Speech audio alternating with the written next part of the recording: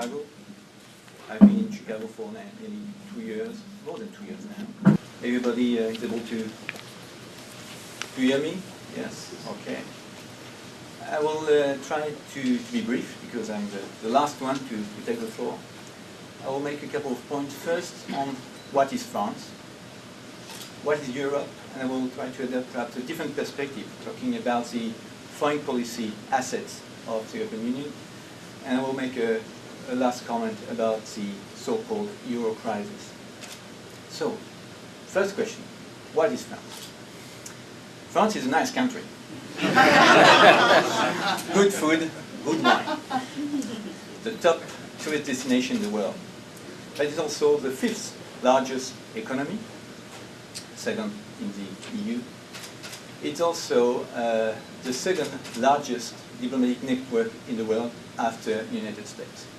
That shows that for France to have a role on the international stage remains today very important. We have a sort of global vision. So that is France. France is also a very small country today. 0.9% of the world population and 3.9% of the world GDP. So how you balance that? The ambitions of France and its demography and weight, economic weight. For us, since a long time, the answer is very clear. That's Europe. France needs Europe to leverage our economy. France needs Europe to be more competitive on the world stage. France needs Europe to multiply our role on the international stage. So we do love Europe, but we do have a keen interest in Europe. Let's face it. So what is Europe? Today, Europe is the largest single market. It's home to 500 million citizens, speaking 23 different languages. But it's more than just a market. It's a political body, encompassing 27 countries and 28 when Croatia will join next year. So it's not a state, it's not a federation, it's not a confederation, it's a process, a political process. And that's, I will say, a very common misunderstanding. For the US and the US citizens, Europe is basically an economic power. In fact, it is. But it's rather the mean to achieve the objective. And the objective is very clearly, and I'm speaking for the French government and the French state, is to be a political so-called power, or to have a say on the world affairs, to be able to shape what will happen in the next couple of years, decades, and so on. That's our view of Europe. So once again, the integration of the economies of the European countries is not the aim, but rather the vehicle to achieve peace. That was the first political aim of the European Union, to achieve peace, stability, and prosperity, but also to have a say on world affairs. How we do that? For example, the EU is today the biggest donor of overseas development assistance. 60% of the public overseas assistance is given by the European Union. The European Union has substantial economic resources and capability to influence policies abroad in order to promote peace, stability, prosperity, democracy, and human rights. For example, all the EU trade agreements have strings attached regarding human rights, rule of law. So in addition to being an economic powerhouse, the EU uses its soft power to promote democratic value and human rights. For example, we'll celebrate, I think on the 10th of October, the World Day Against Death Penalty. The EU is at the forefront of the campaign against death penalty and torture. We are also quite a pioneer in the struggle against climate change, and also, and that's very important, cultural and linguistic diversity. In Europe today, every middle school student learns 2 foreign languages. In all EU countries, it's compulsory. And I think that's very important. In terms of hard power, I think it's sometimes difficult to understand what the EU has done since, in fact, the Saint-Malo, the famous Saint-Malo meeting between France and UK to develop a crisis management capability. So today we have a crisis management capability and a rapid response military capability.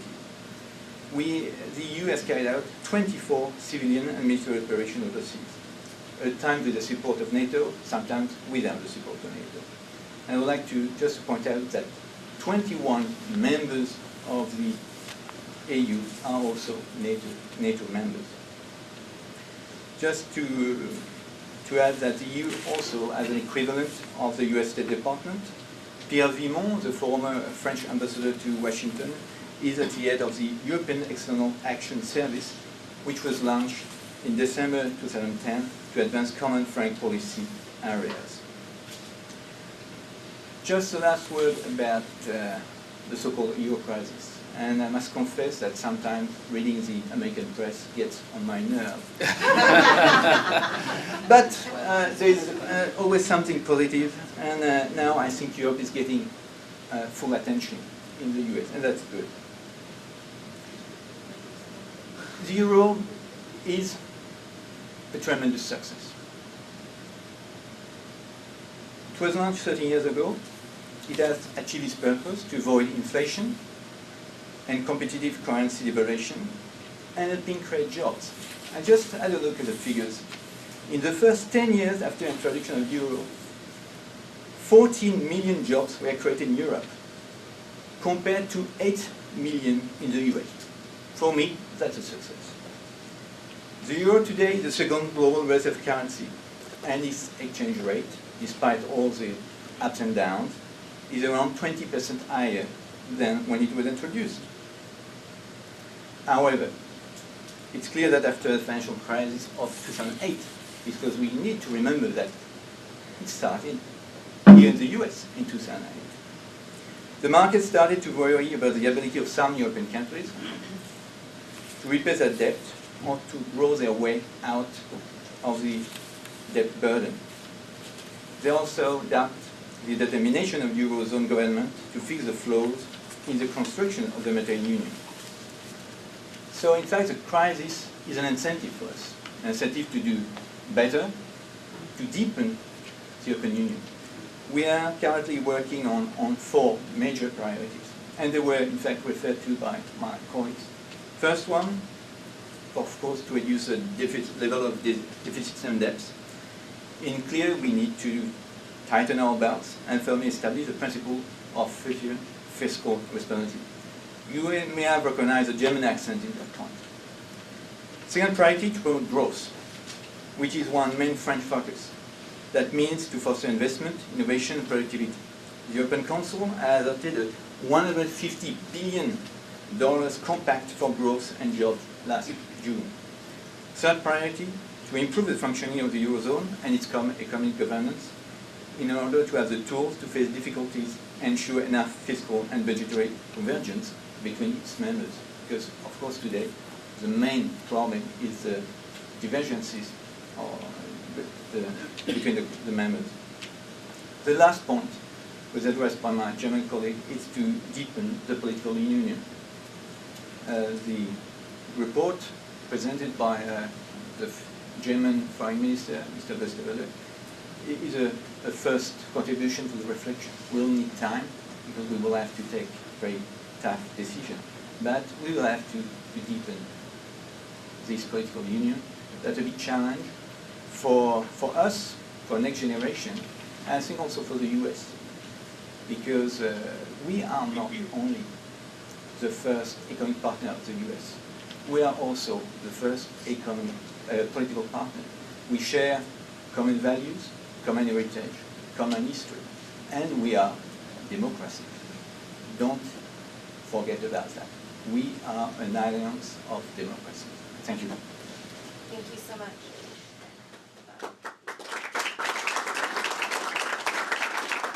So I think in listening to your opening remarks, we heard many themes emerge.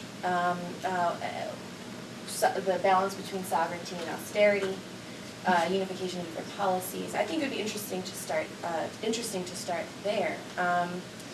Is it possible to preserve the current structure of the EU, which is effectively monetary union with a degree of political disunion? Many people are saying that this form of blended sovereignty is the greatest threat to the European Union and are calling for improved governance of the whole, not only of its parts. So in considering this, where do you find the line between sovereignty and austerity? I think you're taking two different things and you're blending them together, if I may be so bold. Because I think austerity is a sort of economic issue and sovereignty is a political issue, and obviously there is a huge overlap in the European Union. I think the key thing we're seeing, obviously there is an overlap if you look particularly at the case of Greece, where arguably sovereignty is being undermined by the way in which austerity is being imposed. But as I say, I think there is a sort of fundamental difference also between the 17 members of the Eurozone, and we from a British perspective are very clear that what is needed is, in a sense, sort of more intense unification within the Eurozone. The Eurozone can only solve the problems that the Eurozone has by operating more effectively together, and that's going to mean the banking issue, the stability mechanism, and the actions of the European Central Bank. So we favour, as I say, more intense union among the Eurozone in order to solve the economic crisis, and that is the sort of logical conclusion that you have to draw if we're going to look at how the Eurozone is going to solve its problems. But having said that, on the political level, and when you're talking about a Europe of 27, we are clear that, as I said, what you need is a sort of flexible Europe where Europe does not try and impose one template on 27, soon to be 28, we hope eventually to be 29, very different countries. What it does is it allows people to opt in and out. And I mean, to an extent, that's what already happens because we are core members of the single market. We're not in the Eurozone. We're not in Schengen. We are in, we're major players on the, defence and foreign security policy. As Graham mentioned, that was originally an Anglo-French invention.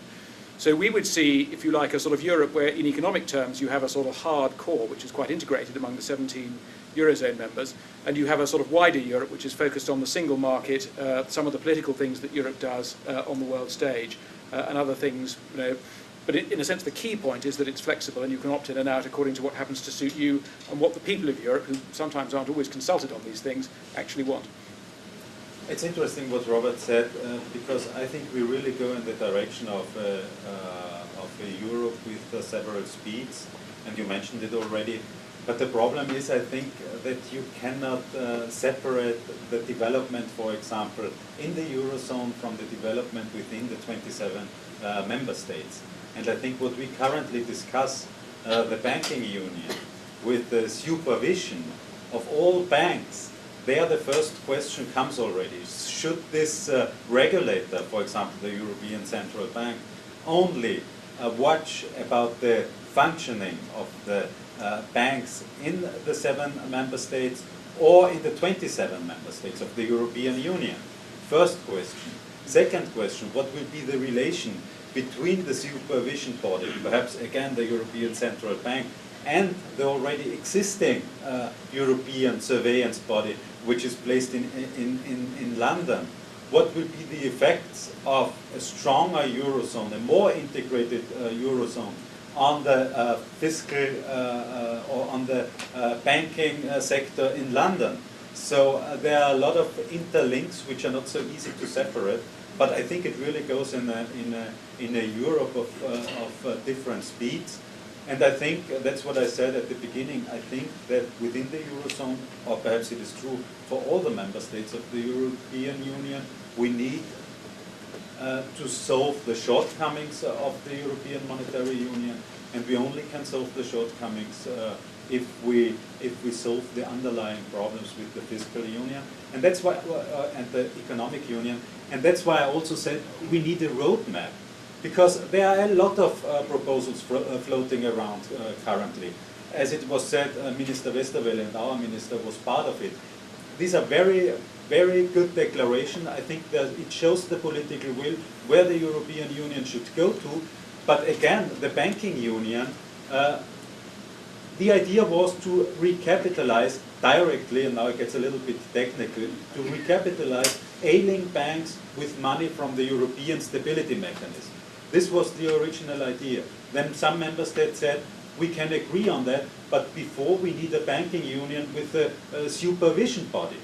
Now we have the proposals of the Commission on the table, and there is a reluctance to agree on that, and the whole process of recapitalization of banks is put on hold. So again, show political will where the European Union should go, and then clear steps with a clear time frame to overcome the problem. If you allow me to just add something, I think political will, this is the key word in this discussion.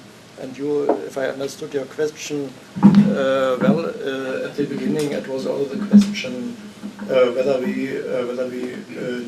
need new treaties or whatever, a new legal political framework to carry out all these reforms which are necessary. In my opinion, this is not the case. Yeah, the legal and political and legal framework is already there with the Lisbon Treaty and so on. So the instruments are there. What is missing is, I think, the overall political will to go straight forward into this direction, and some instruments, as you mentioned, a roadmap and a timetable and so on and so on. Yeah.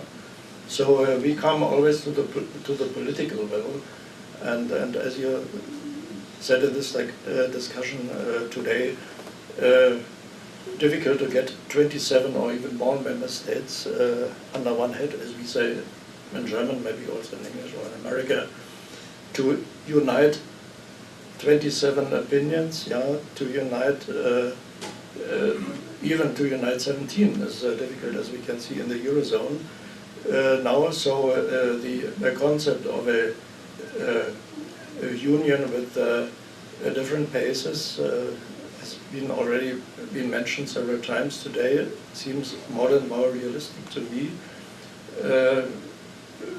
Different various coalitions of European countries for this or that purpose, or this or that topic, and so on, or this or that kind of union.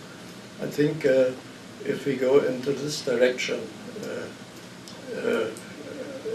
voluntarily and knowing about the limits of the integration, then we will go forward and we will get a better union. This is my opinion, not the opinion of my government, but we had an open discussion today. I don't know what the opinion of my government. Maybe it doesn't have any opinion on this particular question so far, what I assume.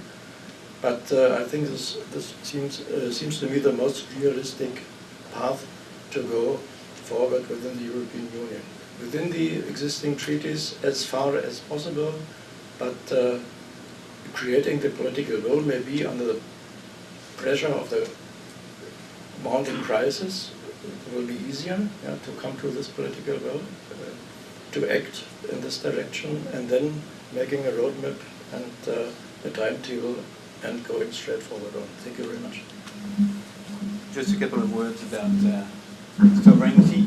I think today we are living in a very different world, and the concept itself has perhaps changed.